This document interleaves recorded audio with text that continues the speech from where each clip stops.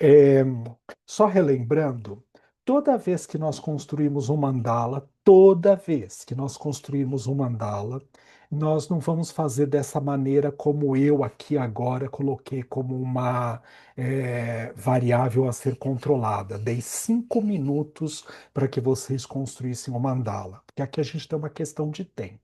Nós sabemos que o mandala é uma técnica projetiva e ela traduz elementos do nosso campo consciente e inconsciente no aqui e agora. Então é importante respeitar o seu tempo interno para a produção desse mandala. Mas a gente vem vindo num exercício de provocação, onde nós estamos num grupo de estudos, de supervisão, de aprofundamento dos nossos conhecimentos. Por isso, aqui, nesse momento, eu pedi para que o mandala fosse feito só em 5 minutos. Mas toda vez que a gente terminar o mandala, você vai pegar o seu mandala, vai colocar ele na distância de um braço de você e você vai virar ele nas diferentes posições. Para quê? Para perceber qual é aquela posição que para você mais chama a sua atenção. E a hora que você descobre a posição que o mandala tem sentido e significado para você, você vira a folha ao contrário e atrás, né, nessa, ao contrário da folha, você coloca aquela referência que nós já aprendemos com os mandalas, a flecha apontando para cima, as iniciais do seu nome, a data que você produziu o mandala, o horário que você terminou o mandala, o número que esse mandala tem para você, e você dá um tema para esse mandala. Isso é importante. Por quê? Daqui 10 anos você vai pegar esse seu mandala para poder observar, tudo bem? Daqui 10 anos, o mandala, como é um elemento dinâmico, ele também evoluiu. E a sua consciência, individualmente falando e coletivamente falando, ela também evoluiu. Então, quando você olha para esse mandala, amanhã ou daqui 10 anos, ele já pode ser visto de uma outra maneira, te trazendo outros elementos que agora você não foi capaz de poder perceber. Tudo bem? Então é legal nós termos isso num estudo, já que somos o nosso próprio laboratório de estudos de consciência humana, então nós podermos observar como é que a nossa consciência evoluiu ou não, ela está mais restrita ou mais ampliada naquilo que nós estamos enxergando naquele momento. Por isso, estas referências todas. Como nós não escrevemos absolutamente nada na folha do nosso mandala, é importante ter um caderno, um diário de bordo, onde você faz as suas anotações. Aí lá no seu caderninho você vai colocar lá mandala número tal, que é a referência a esse mandala que você acabou de fazer, é o mesmo número, tudo bem? Produzido no dia 16 de agosto de 2025, terminei às tantas horas, ele me fez pensar, sentir, refletir, imaginar tais coisas. Aí no seu diário de bordo você coloca. Tudo bem? Porque isso é o mais significativo para você nesse momento. Toda vez que a gente trabalha com mandalas, é legal poder ter essas referências, esses instrumentos, para que você possa ser o seu próprio processo de autoconhecimento e de autovalorização, tá? A gente vai brincar com a interpretação do mandala hoje? Vai, já vou dizer que sim, tá? Mas isso é menos importante do que o que você pensa e o que você sente a respeito do seu próprio mandala. Tá bem assim? Tudo bem? Alguém quer, precisa ou necessita dizer qualquer coisa que sinta necessidade nesse momento? Já aviso que estamos gravando. Já daqui para frente, até o final, nós vamos ficar com o gravador ligado, tá? Alguém quer, precisa ou necessita falar alguma coisa? Fala, Lori. Fala, abre o microfone e vamos lá. É uma pergunta técnica. A gente está falando de ampliação de consciência, do estar aqui e agora, pensando em pacientes depressivos e ansiosos. Eles não estão no aqui e agora. Então, tudo isso que a gente fala de sentir, de elaborar, para uma pessoa que tem esse tipo de problema é mais difícil. A pergunta é como acessar isso? Assim, sabe, trazer essa pessoa para aqui agora.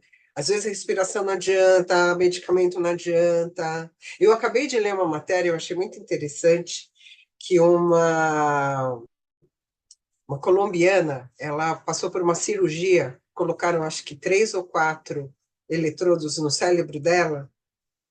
E aí ela disse que quando ela se recupera da cirurgia, ela sente que tiraram o peso do peito dela, que ela tinha, né, a depressão.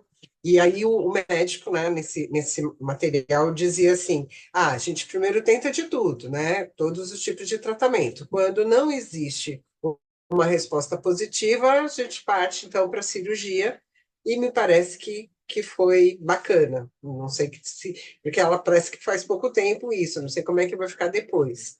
Mas assim, tá, a gente sabe que eu estava lendo no livro que está falando assim que a consciência, né, que é, eu achei bárbaro isso, mas eu fiquei muito confusa.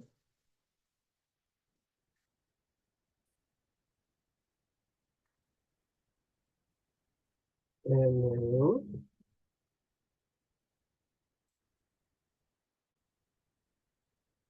Eu acho que é no capítulo anterior a esse que a gente está discutindo agora.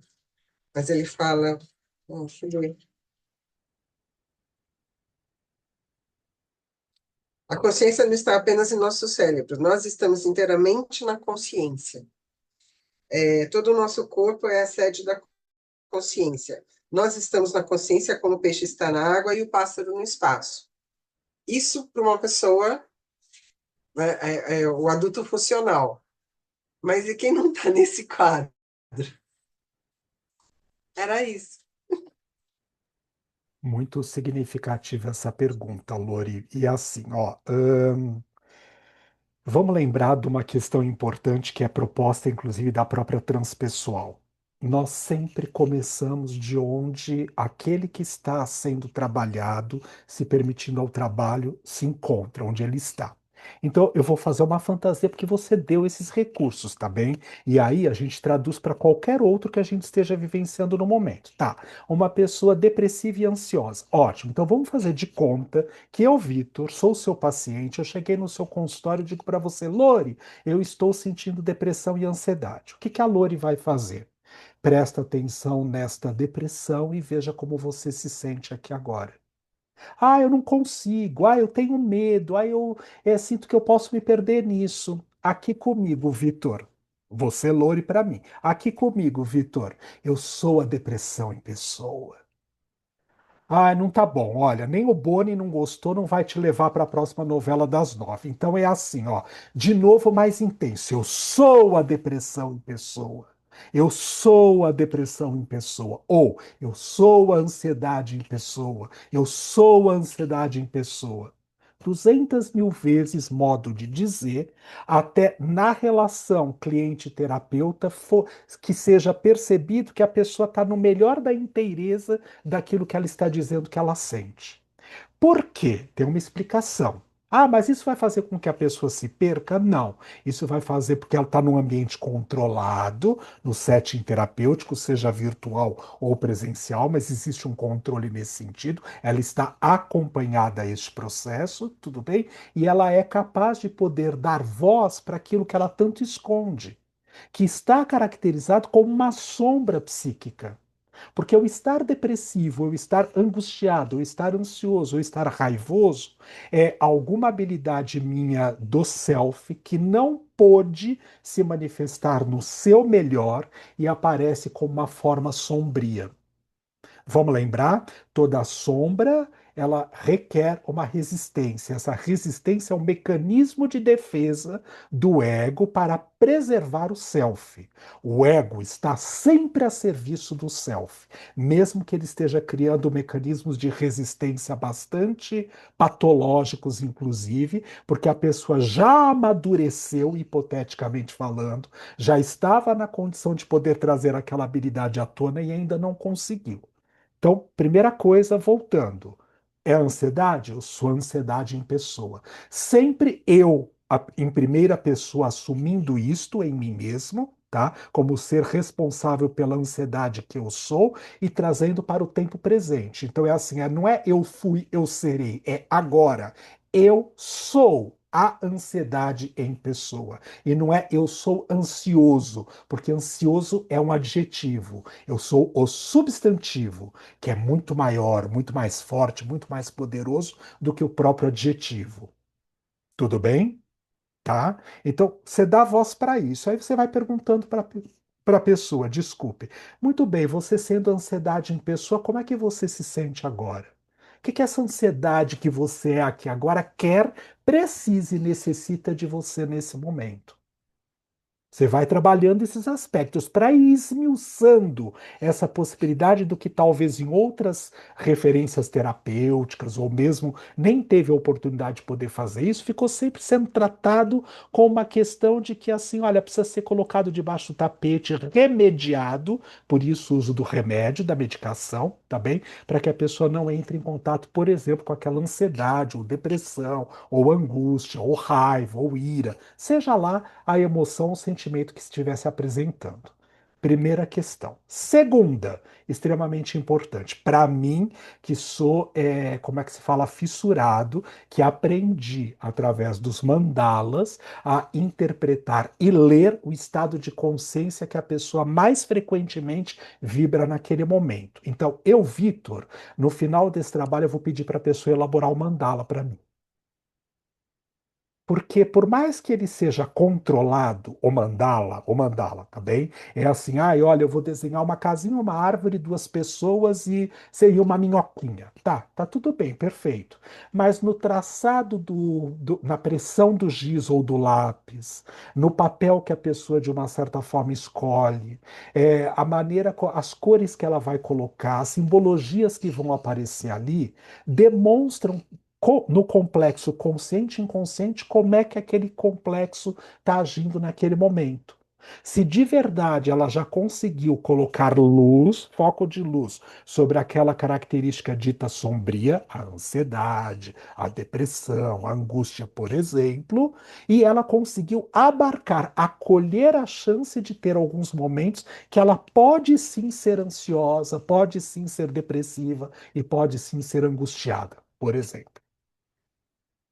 Eu não vou tirar a pessoa desse lugar. Toda vez que a gente tenta tirar a pessoa de qualquer lugar, sem dar voz à consciência do porquê que ela está utilizando daquele recurso que ela está utilizando, por mais que a gente considere ele como sendo patológico, eu estou amputando a borboleta. Lembra lá da história da borboleta, né? Tem o casulo tal. Ela não está pronta ainda. Mas o que que eu fiz? De xereta, eu fui lá e abri o casulinho.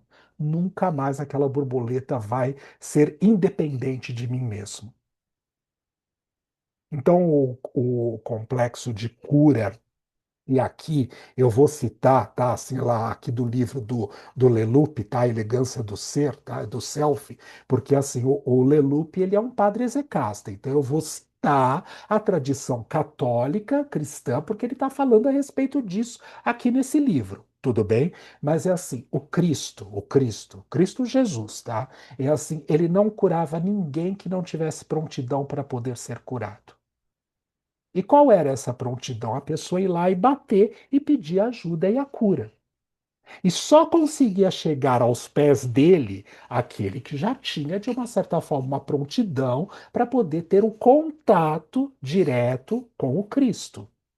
E ele não ia lá e ia pondo a mão e dizendo, estou te curando. Ele perguntava, o que queres de mim? Traduzindo, né? Por quê? Porque ele dava o direito da pessoa, de uma certa forma, no estado de consciência, que ela se encontrasse ali naquele momento, né, com o melhor que ela podia para poder fazer o pedido da cura. E aí sim, ele, como bom magnetizador dos fluidos e um bom trabalhador dos fluidos cósmicos, de uma certa forma, ele conseguia traduzir aquilo de alguma maneira e transmitir para a pessoa que tinha condições de poder receber aquela energia toda benéfica a seu benefício. E a transformava a pessoa. Aí ele ainda completava, tudo bem, então vai, não peques mais. O que que ele queria dizer com isso? Não continue, veja se você age sempre do mesmo jeito que acaba gerando aquele resultado. Então, quando ele falava vai, não peques mais, o que que é pecar? Pecar é errar o alvo. Pecar, né, assim, de pecare, errar o alvo, é assim, não erre mais o alvo. Ele não estava dizendo para a pessoa não erre, ele estava dizendo Observe quais são as atitudes que você tem nesse dia a dia que levam você para aquela consequência que você vê, sentiu dor e que você veio aqui pedir a cura. Então, se você continuar agindo do mesmo jeito, por mais que eu tenha trazido para você a possibilidade de você se curar nesse sentido, vai ficar resumida para um tempo, amanhã ou depois você volta a sentir as mesmas coisas. Então, gente, no frigir dos ovos, para a gente não perder tempo. Ninguém cura ninguém, tá? Ninguém cura ninguém. A cura é pessoal e intransferível. A gente sabe que existem técnicas e ciências, desde as mais ordinárias de manifestação de consciência, o comprimido, o remédio, a injeção, o antibiótico, né, que é fundamental que precisa, mas a pessoa que está no processo dito doença, aspas, ela precisa querer a cura. Sêneca, o filósofo, já falava isso. No princípio da cura está o ato de querer se curar. Porque eu posso falar, ai, tá bom, eu quero a minha cura, eu quero sair da depressão. Aí você vai lá, faz o exercício, faz a pessoa, dá a pílula para a pessoa, faz de uma certa forma ela poder se medicar, etc. Tal. Ótimo. Quando você tirou a medicação da pessoa, o que que aconteceu? Se ela não se transformou no nível de consciência dela, ela volta para um estado mais grosseiro e mais primitivo ainda do processo depressivo. Por quê? Porque ela não trabalhou os níveis de consciência. Até aqui tudo bem? Sua segunda questão extremamente importante e significativa é assim: bom, se a consciência nos detém e nós não detemos a consciência, se nós somos absorvidos pela consciência, de que consciência que está sendo dita no livro? A unitiva, de Deus, a consciência primeira. Qual é o objeto principal da psicologia transpessoal? Consciência unitiva. Deus, se você quiser chamar assim. Tá bem? Mas é assim, só que Deus, a consciência unitiva, não precisa ser trabalhada. O que, na verdade, precisa ser trabalhado? As nossas consciências individuais. Por que as nossas consciências individuais precisam ser trabalhadas? Porque no nível de evolução que cada um de nós se encontra dentro da mesma esfera, inclusive, porque hoje nós somos moradores do planeta Terra, mas nós não somos daqui e nem vamos ficar aqui. Tudo bem? Nós estamos moradores do planeta Terra. Mesmo que num processo reencarnacionista, porque a base desse livro, né, a base desse livro, A Elegância do Self, sabemos que o Jean-Yves Leloup, ele é reencarnacionista, que a nossa consciência viaja no tempo e no espaço e ela vai passar por múltiplas experiências nesse processo de evolução. Tá? Ele é um psicólogo transpessoal também, mas ele é um padre execasta. Então ele faz a junção da teoria cristã com aquilo que ele estudou no PhD dele lá em psicologia transpessoal. Mas a gente pensar numa coisa que é assim: nós não fomos criados no planeta Terra e estamos vinculados a ele por toda a eternidade. É para este processo que nós estamos vivendo agora. Por quê? Porque estamos afim do que este plano, esse estado de consciência do planeta gera e permite para que nós possamos trabalhar no nosso ser. Então, a consciência nos contém. Não somos nós que contemos a consciência. Ele não está falando da consciência individual, do self individual. Ele está falando do self universal, do self uno, do primeiro. E aí, a gente vem estudando nesse processo todo da elegância do self, que quanto mais eu permito a possibilidade de eu estar ligado, religado à consciência unitiva, mais fácil o self individual pode se manifestar. Não significa que a gente não vai ter desafios, problemas, encrencas, etc e tal, mas a gente tem outras habilidades mais fresquinhas, mais talvez em prontidão para poder acontecer, para lidar com essa situação toda. Eu só quero retomar duas coisas importantes e eu quero ouvir você de novo, Lore, para saber se ficou claro ou não. Mas é uma coisa importante que é assim: ninguém cura ninguém. Eu permito a possibilidade de fazer a pessoa entrar em contato com aquilo que há de melhor dentro dela para que ela possa se curar. Caso contrário, eu mantenho você como meu escravo. Você precisa sempre de mim. Quer falar alguma coisa? Desculpe, não sei se respondi. Esse foi o meu.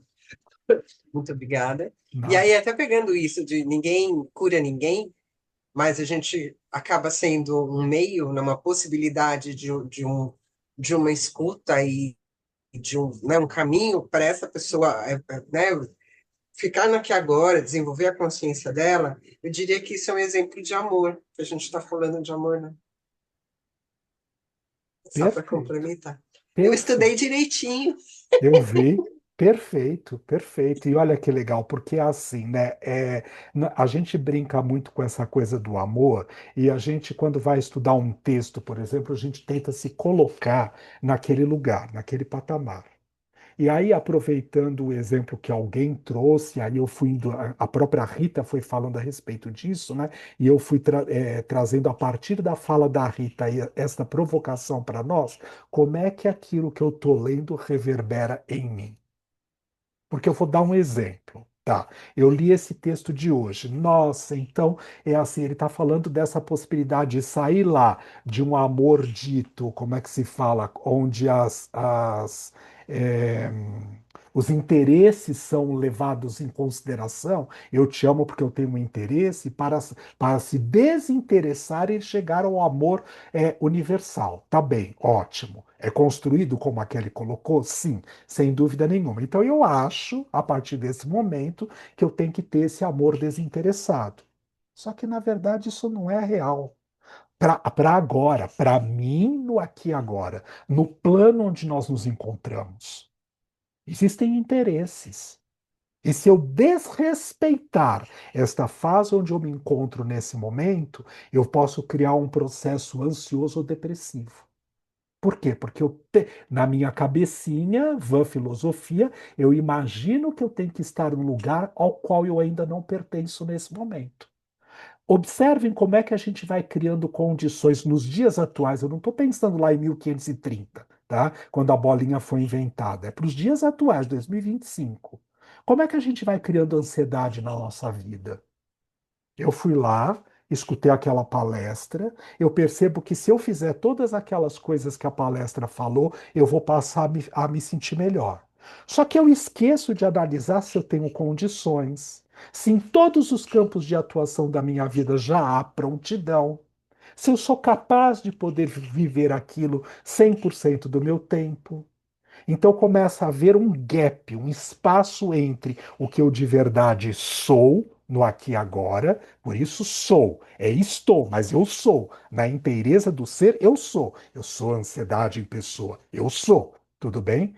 Para aquilo que eu posso perceber, eu consigo viver um estado de consciência bastante profundo, embasado no self, estar na ciência da paz e não ter mais nem ansiedade nem angústia.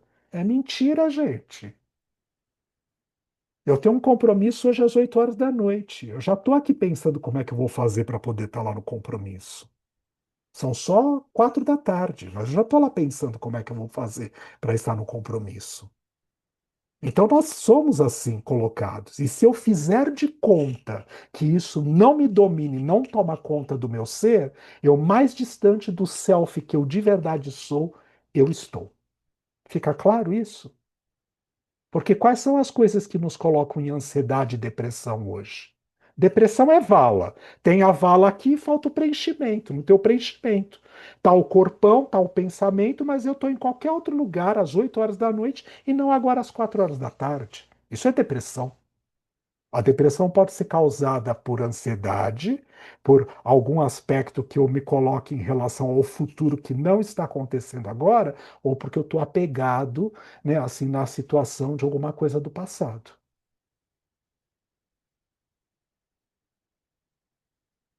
E a gente precisa prestar atenção quais são as coisas que nos tiram do nosso centro. Porque a gente fala, o que que eu faço para voltar para o centro? Gente, oi,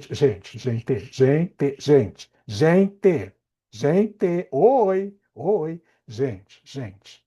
Nós já somos o centro. Nós já somos o centro.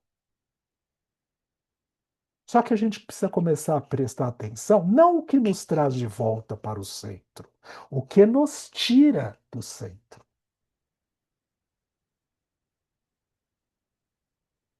Você lembra como foi que eu comecei o vídeo hoje?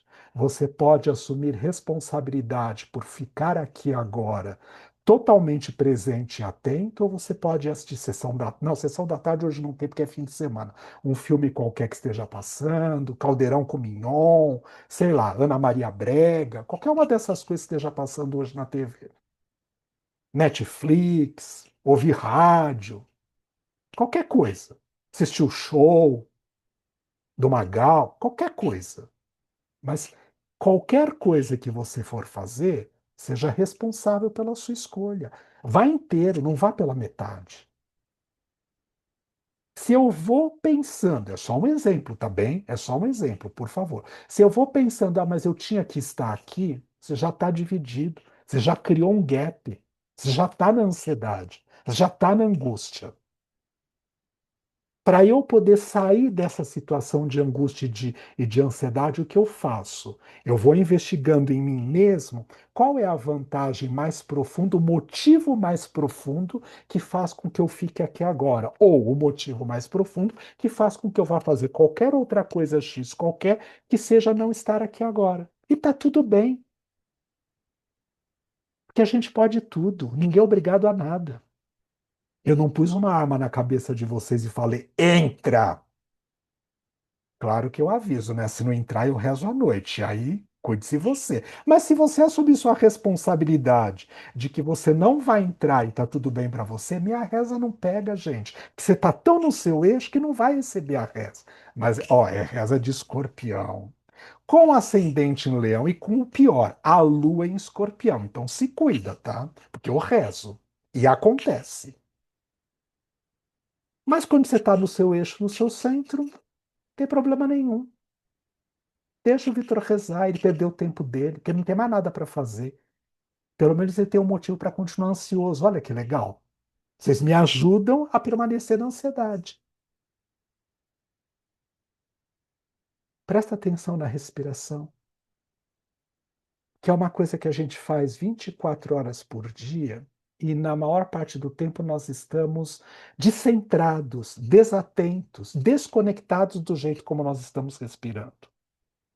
E quando a gente brinca com a respiração, hoje não dá porque o notebook está programado de um outro jeito, mas assim, trazer a respiração para o ponto rara. Sabe qual é o ponto rara?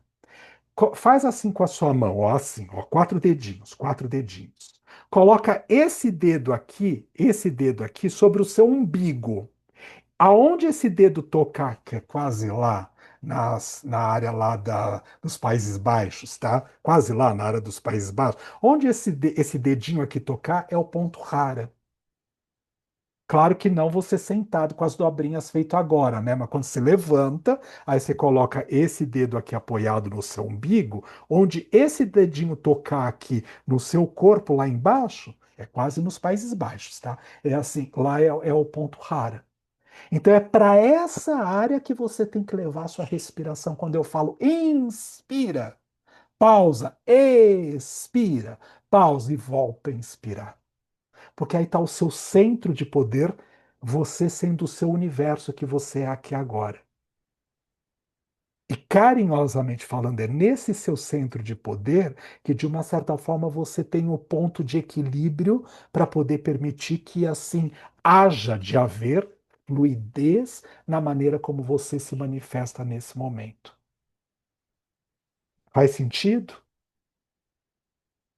Vamos lembrar de uma coisa importante: as nossas escolas, da qual eu também fui formado assim, tá? Elas vêm da medicina clássica, né, gente? Os grandes terapeutas, eles foram psiquiatras, né? O Freud, o Jung, né? O Otto Rank, o Roberto Saggioli, o próprio Stanislau Grof, que está vivo aí hoje, são psiquiatras. Então, eles vieram de uma tradição clássica, onde existia saúde e doença. Se eu não tenho saúde, eu estou na doença. Se eu tenho doença, eu preciso trazer de volta para a saúde. Só que custe o que custar para trazer de volta a saúde. Não. Hoje, entendendo que até o mecanismo que nós, aspas, chamamos de patológico ou de doença, é uma lição para aquele que está passando pelo processo. Se eu só vou lá e tiro com a mão, carinhosamente falando, né, sem a prontidão, porque às vezes é permitido que a gente tire com a mão, porque a pessoa já está naquela prontidão para poder sair daquele processo. Mas se eu só for lá interferir e tirar com a mão, o que que eu estou fazendo? Eu estou, além do mais, atrapalhando a evolução do outro ser, portanto, comprei o karma do outro para mim e atrapalhei o universo. Eu não comprei briga só com a pessoa com quem eu estou atrapalhando, eu comprei briga com o universo. Eu comprei briga com o self universal. E aí eu vou responder por isso. Eu vou andar. Eu estou em São Paulo, tá na casa dos meus pais e vou ficar aqui o mês todo, tá? É assim, eu só vou voltar para minha casa agora quando entrar setembro, lararararará, na primavera, tá? Então, assim, agora o frio eu vou ficar aqui na casa de mames e papi tomando sopinha toda noite. Mas é assim, então é assim. Eu vou andar aqui com o Nico nas ruas aqui, Chácara Santo Antônio, Santo Amaro, né, em São Paulo, nas praças mais próximas, tem uns transeuntes aí cheiradores de drogas, etc e tal, tá? Aí eu olho e fico, ai, coitadinho, nossa, preciso fazer alguma coisa para tirar esta pessoa desse caminho. Não, gente, eu não tenho que fazer nada. A pessoa quer sair do caminho. Ela pediu para poder sair do caminho. Ou pelo menos, se eu quiser ser um pouco mais generoso e eu achar que eu posso fazer alguma coisa, eu perguntei para a pessoa: você precisa de ajuda? Qual é a ajuda que você precisa de mim? Que pode ser que ela fale, olha, paga para mim uma dose ali de uma droga X qualquer. Essa é a ajuda que ela precisa. Se eu desrespeitar esses estados de consciência, o que que eu estou fazendo? Eu estou infringindo a possibilidade do que a lição representa naquele momento. Outro dia eu estava ouvindo um policial, mas não é porque era da área da polícia, porque hoje ele está como vereador, né, aqui na cidade de São Paulo, falando dessa possibilidade de tirar os transeuntes, com todo respeito, né, os andarilhos da rua, é assim a força, né, para poder levá-los para determinados lugares. É assim, não é aconselhável, inclusive, porque a pessoa vai dar mais trabalho do que, na verdade, se permitir a possibilidade de ajuda. Claro, se ele estiver infringindo outras normas que estão prejudicando outras pessoas, aí o caso é criminoso, é outra questão, mesmo que exista ali um estado modificado de consciência para a pessoa poder agir daquela maneira. Mas eu ir lá e falar, olha, você tem que sair daí do frio, né, você tem que dormir no abrigo, papapá. O que que eu estou fazendo? Eu estou passando como se o meu pensamento fosse mais importante do que o pensamento do outro. Vai pôr um casaco, por favor, porque eu tô com frio. A coisa não funciona assim. Pode ser que a pessoa não esteja com frio. Aqui eu estou exagerando, tá, gente? Eu sei que frio é frio, mas né, eu preciso respeitar a possibilidade do que o outro está vivendo nesse momento. E nem sempre, viu, Lori, o depressivo quer de verdade sair da depressão, tá? Às vezes ele vai para a terapia para fazer a manutenção da depressão dele, para que se continue na depressão. E eu fico lá me esfalfando, fazendo força para tirar o indivíduo da depressão. Não, joga ele na depressão, a melhor coisa que você tem a fazer. Até porque ele vai perceber, se aquela depressão de uma certa forma não fizer sentido para ele, ele vai buscar recursos para poder sair dela. Tudo bem? Num ambiente controlado, né? Num set terapêutico adequado, com as devidas normas técnicas seguidas e respeitadas, para que a coisa, de uma certa forma, tenha uma linha segura, né? Tá bem? Alguém quer falar alguma outra coisa a respeito dessa parte inicial do mandala, do que sentiu? Depois do nosso intervalo, a gente vai fazer a interpretação de mandalas, mas alguém quer falar alguma coisa a respeito disso nesse primeiro momento?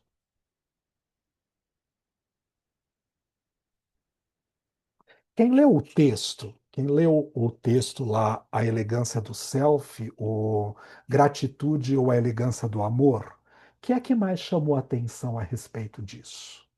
É tudo que a gente está falando até agora, mas se tem alguma coisa que queira compartilhar, ou que pensou sobre,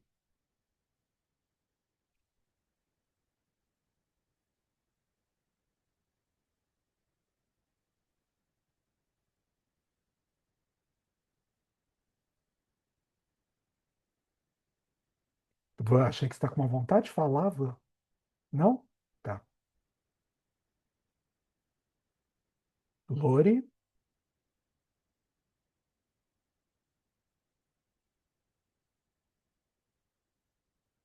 Maria Silvia, fala.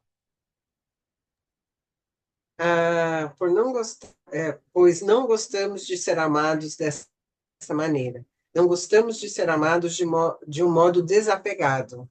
Preferimos todas as formas de apego, das mais pesadas correntes aos fios mais finos e sutis. Então, isso é o que a gente vive, né? Desse amor. A proposta dele é um amor sem um apego.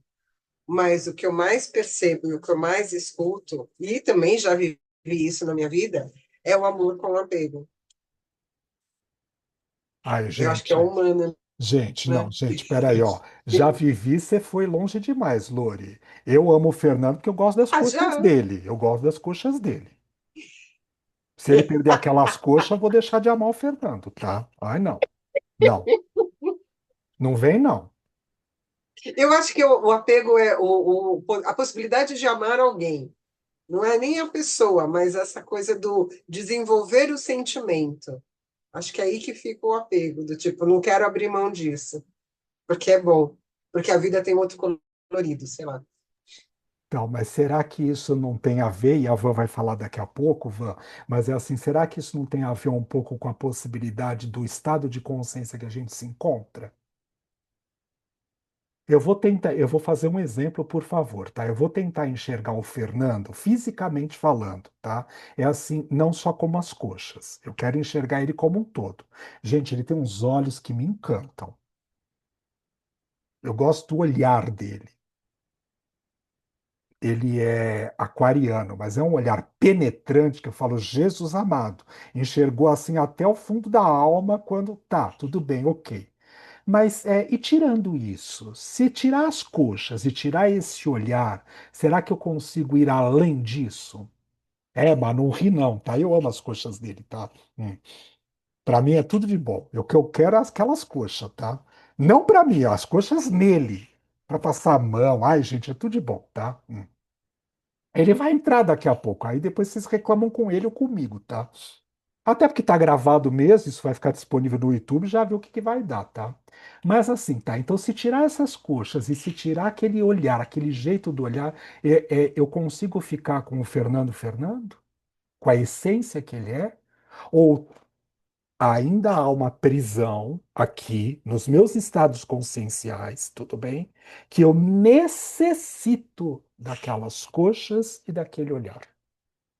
Aliás, é por isso que eu gosto daquela marca de fast food que agora a gente está gravando, eu não posso falar o nome, né? Por quê, gente? Porque ela sempre promete a mesma coisa. Por isso que eu gosto. Porque eu gosto das coxas e do olhar. Vai, Ivan, me salva antes que eu passe a falar besteira. Outro dia, eu não sei se foi filme, livro, enfim, que eu escutei uma questão que é sobre amor condicional e incondicional. E é tão louco porque a gente escuta muito, amor de mãe é incondicional. E eu nunca tinha me atentado exatamente a esse significado. Foi num filme que eu assisti. E ele pega e fala assim: se a pessoa tem aquela coxa, aquele olhar, eu estou condicionada a amar. É uma condição que eu tenho para amar aquela pessoa, né? O amor incondicional eu não tenho condição nenhuma, eu simplesmente amo por amar. Nossa, isso me pegou assim, porque é muito forte, né? Essa questão. E daí, quando a Lori vem e fala do apego, é algo que eu trabalho há 2 anos, né, Vi, pelo quase 2 anos, o quanto a gente também ama o outro, quando a gente está com o outro, por aquilo que eu sou com aquele outro, aquilo que eu me torno quando eu estou com aquele outro. Então, o apego que eu venho percebendo não é exatamente pelo outro, mas é aquilo que proporciona para mim. Então, apego me vem muito forte assim, o quanto eu ainda projeto o eu no outro, porque sem o outro eu não consigo ter aquilo. Então, eu fico apegada, né? E isso para mim é muito forte quando eu penso assim, né? Quando as pessoas falam, mas ele mudou. Eu não amo mais que ele mudou. Então você não ama a pessoa, você ama aquilo que a pessoa te dava, aquilo que a pessoa te proporcionava. Porque se você ama a pessoa na essência, sem as coxas do Fernando e sem o olhar do Fernando, né? Ele pode mudar 300 mil vezes. Pode emagrecer, você pode viver de óculos escuros, colocar lente de contato, você vai continuar amando, né? Então a gente ama aquilo que eu quero receber, que me proporciona, e não exatamente o outro. É a condição de, né? O amor condicionado. Foi bem legal você ter falado a respeito disso, e a gente só tem que lembrar duas coisas importantes, completando o que você falou, que você está certíssima, tá? Para essa reflexão, que é assim, nós já transitamos em vários níveis de consciência, em vários, tá? Vários. Mas é assim, é quando eu me pego apegado a uma característica, aí eu projeto no outro, o que que eu não estou, na verdade, aceitando de atributos em mim? Eu podia pensar uma coisa assim, por favor, só como um exemplo, tá bem? Ah, eu queria aquelas coxas para mim, eu queria ter aquelas coxas daquele jeito. Não, não é isso. Ah, e eu não estou respondendo isso inconscientemente falando, que na verdade eu queria e só está projetado lá. Não, não, não, não é isso. A emoção, você falou com muita clareza, a emoção, o prazer, o desejo, o sentimento que eu tenho contemplado no fato de poder estar projetado na minha inteireza, por exemplo, naquelas coxas. Isso é uma coisa. Mas é assim, não é só coxas, não é só o olhar. O exemplo que a gente está citando, né? Então é assim: se não tem as coxas e se não tem o olhar, eu deixei de amar? Não. Só que no nível que eu não reconheço em mim do que o que as coxas representam, ou aquele jeito de olhar penetrante representa para mim, se eu não tenho isso interno, trabalhado nos aspectos que ainda se encontram sombrios no meu ser, eu vou sempre buscar as coxas e aquele jeito de olhar. Por mais que eu trabalhe o meu estado consciencial, tudo bem, para poder atingir outros níveis de camadas e que nós já somos capazes, né? Nós já somos, todos nós aqui, individualmente falando, já somos capazes de. Mas sempre vai haver uma prisão enquanto há uma projeção da minha parte ali, porque eu não reconheço aquela característica em mim. Um exemplo, por que que eu estou ansioso? Por que que eu sou ansioso? Porque tem um aspecto meu que está projetado em características do externo. E eu não reconheço aquela habilidade dentro do meu ser, por isso que eu coloco isso para fora. Então, o que está representado, simbolicamente falando, pelas coxas ou pelo jeito do olhar, de uma certa forma, são elementos psíquicos que eu não reconheço no meu ser. E não obrigatoriamente, de verdade falando, tá? Significa que eu tenho que ter aquele olhar ou que eu preciso exatamente daquelas coxas. É o prazer ou a emoção ou a sensação que estimula dentro de mim, fazendo conexão com aqueles símbolos. Quando a gente precisa de um símbolo, na verdade, a gente não está na inteireza do nosso processo evolutivo. Vou dar um exemplo. A pulseirinha tibetano, o colarzinho que eu sempre brinco aqui, bento lá pelo sagrado do Dalai Lama, ou do gafa lá que eu tenho lá do São Francisco. Tá, tudo bem. Por que que eu preciso disso? Porque eu não estou na inteireza, na verdade, do que o que esses elementos representam para o meu ser. Então eu preciso usá-los e está tudo bem, tá? Porque não tem problema. Estamos na matéria, estou nesse nível de consciência, preciso dessa dualidade ainda, né? O claro e escuro, o bom ou ruim, o adequado e inadequado, o prazeroso e desprazeroso, o amor e o desamor. Ainda estou vivendo sobre essas influências, né? Da dicotomia, tudo bem? Então isso daqui é para fazer com lembrança que eu sou capaz de poder acessar esses elementos que habitam o meu ser. A partir do momento que a gente chegou nesse patamar em estado de consciência, não precisa mais dos cordõezinhos, das pedrinhas, do incenso, da plantinha, do mandala, né, do mantra, da borra de café. Não precisa mais. Que não é o estado de consciência que eu me encontro, tá, gente? Tá bom? Tá? O incenso tá aqui, viu? Queimou agora, ó. Queimou agora o incenso aqui, tá? Tá? Os cordõezinhos continuam aqui, tá, gente? Então eu não tô apontando o dedo para ninguém. Eu tô fazendo a gente questionar nas nossas provocações que tudo aquilo que nós ainda simbolizamos, por exemplo, o mandala é um símbolo. É um símbolo, tá, gente? É um símbolo. Então, tudo aquilo que nós simbolizamos é porque não está, na verdade, na inteireza do nosso ser. E não é bom a gente poder se reconhecer nesse lugar? porque senão isso também causa ansiedade, angústia e depressão. Eu deveria estar num patamar. Imagine você, Vitor, que fala sobre psicologia transpessoal e esses temas 24 horas por dia há mais de 30 anos. Você ainda está pegado a esses cordõezinhos? Tô, gente, tô apegado. Tira isso de mim que eu vou me sentir pelado. Eu posso sair pelado na rua. Tem os meus cordõezinhos, nem pensar. Então, o fato de assumir isso acalma a minha angústia e a minha ansiedade. Tá, mas você não pode se trabalhar e perceber por que está depositado nisso daqui um poder que pode ser seu e que você projetou nessa possibilidade? Talvez porque o que esteja envolvido nisso seja um aspecto de comunhão. Eu vou explicar.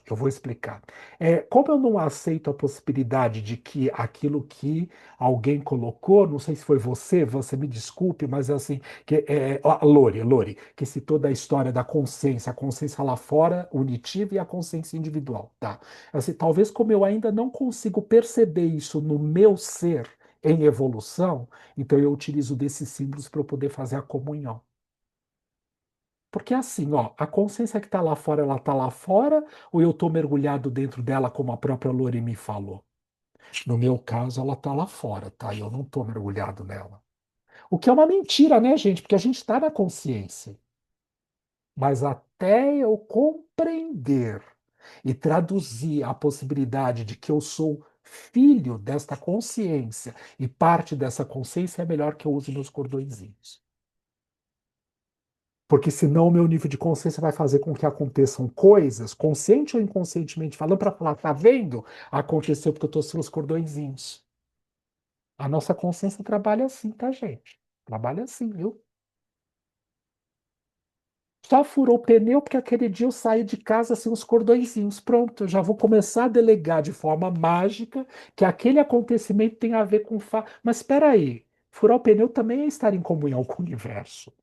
Talvez o fato de furar o pneu e ter que parar num determinado lugar antes de dar continuidade no caminho fosse inclusive um alívio para não passar por certas situações que eu não sei quais seriam, porque eu não fui para lá, então eu não sei o que queria acontecer.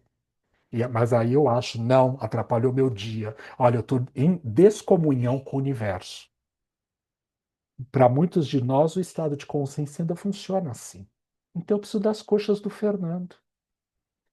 Eu preciso do jeito do olhar dele. Mas a gente não é só isso.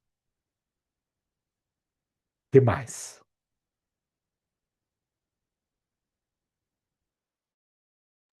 Ô, Vitor, é, tem uma frase aqui na página 73, né? Que é: nascemos para viver e para morrer elegantemente, ou seja, para viver e morrer com leveza. E essa leveza é o contrário da mundanidade ou da superficialidade, é a insustentável leveza do ser. Assim, eu acho que isso é desejado ou desejável. Mas assim, né, naquela ideia da construção, porque a gente é difícil chegar nisso, né?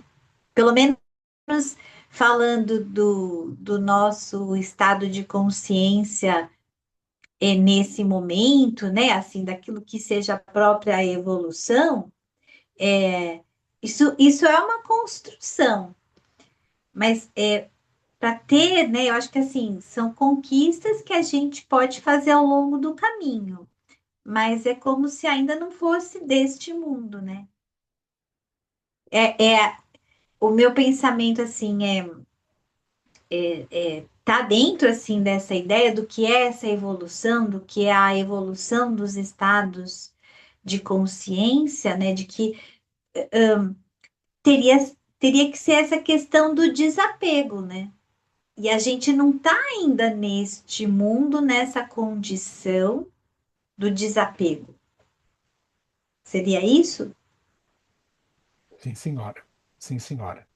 Porque tem uma coisa que é assim, eu consigo viver 100% embasado só na luz que eu sou? Não, não é permitido. Não é permitido porque não desenvolvi e não trabalhei essas habilidades ainda.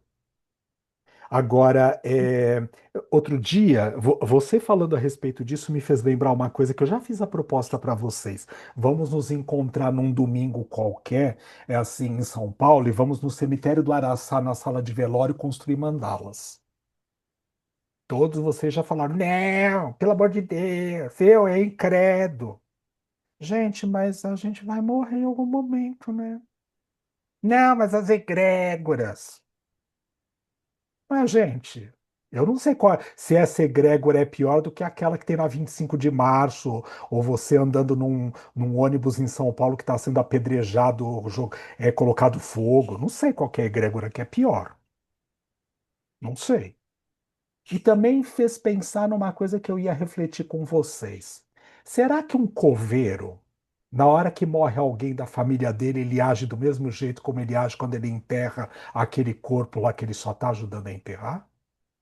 Credo, Maria Silva, como é que você sabe disso? Tem toda certeza absoluta? É verdade, Lori? Você tem certeza absoluta disso que não?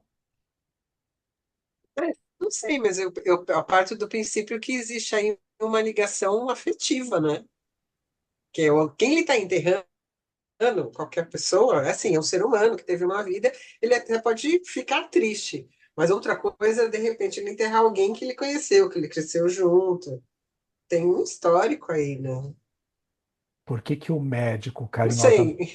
Então vamos nisso, ó. Por que que o médico carinhosamente não pode operar o parente?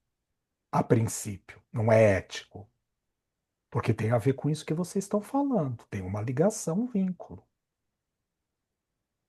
E será que eu vou, se eu precisar cortar, eu vou cortar do mesmo jeito que eu cortaria uma pessoa que, né, assim, tá, eu tenho um respeito, posso perceber que tem uma dor ali e tal, mas eu preciso fazer a cirurgia, não dá para não passar o bisturi. Agora essa daqui é minha mãe, é meu pai, é minha esposa, é meu marido, é meu filho, é meu neto, e aí? Então, isso de novo nos traz aquilo que a Kelly estava falando, há um apego. E a própria possibilidade de como é que eu vou chegar nesse lugar dessa elegância, tanto da vida como da morte. Primeiro, porque a gente não fala de morte, né, gente? A gente fala muito pouco. Muito pouco.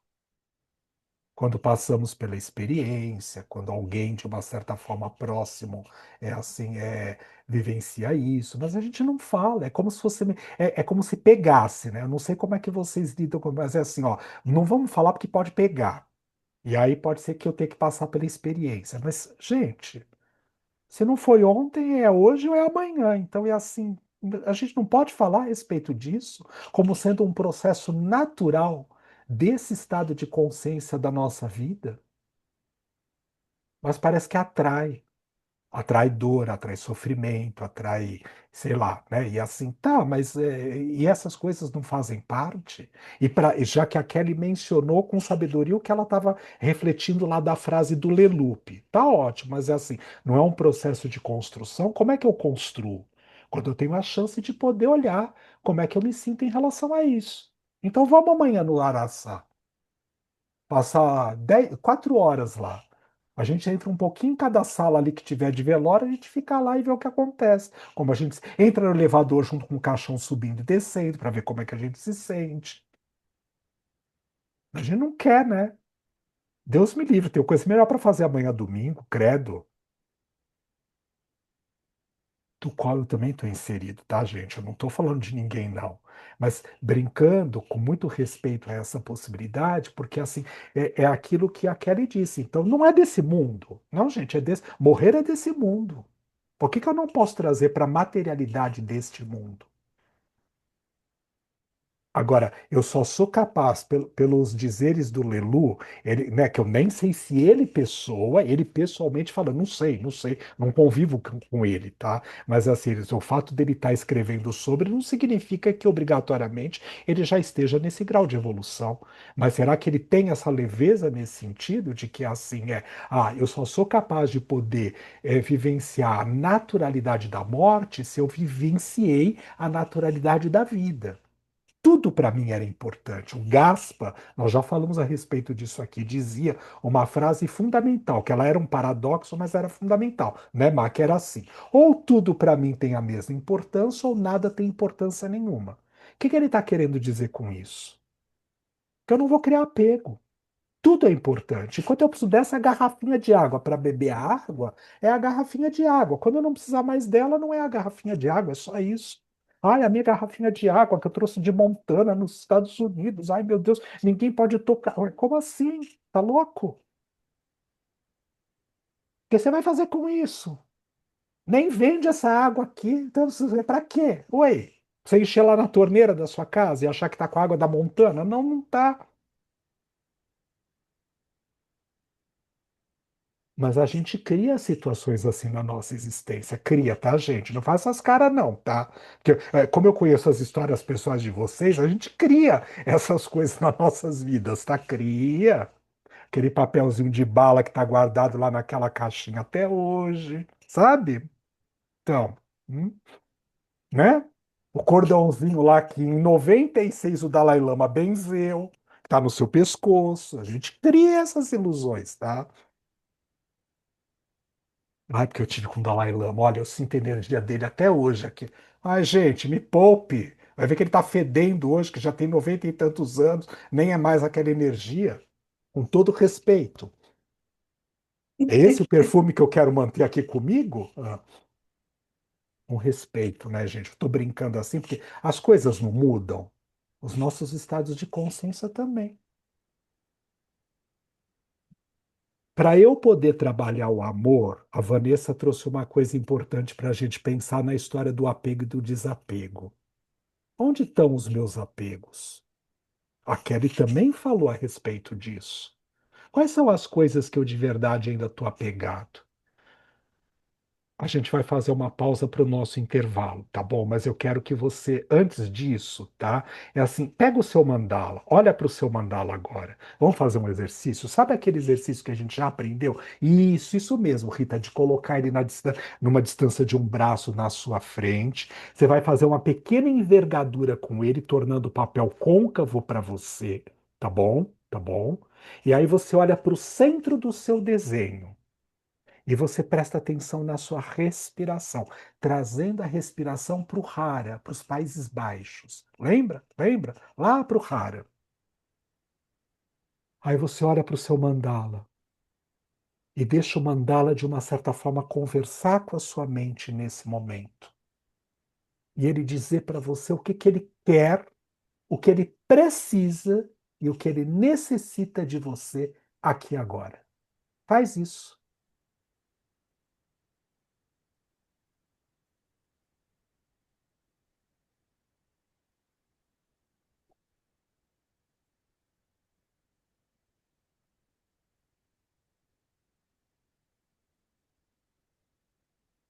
Tudo bem? Relaxa.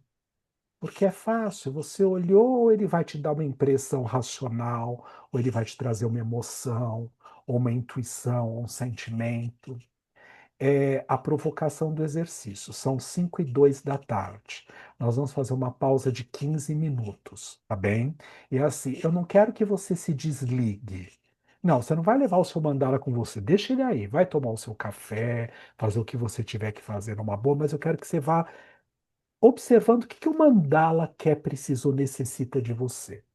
Não sai do sistema. Eu vou parar a nossa gravação.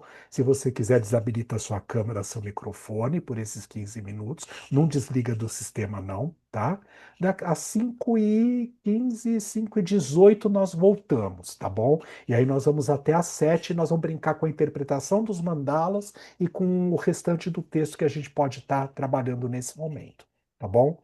Mas fica com isso. O que que o mandala quer, precisa ou necessita de você? Vai lá fazer o seu exercício, aquilo que você tomar o seu cafezinho, suas coisas. 5:18 a gente está de volta, tá?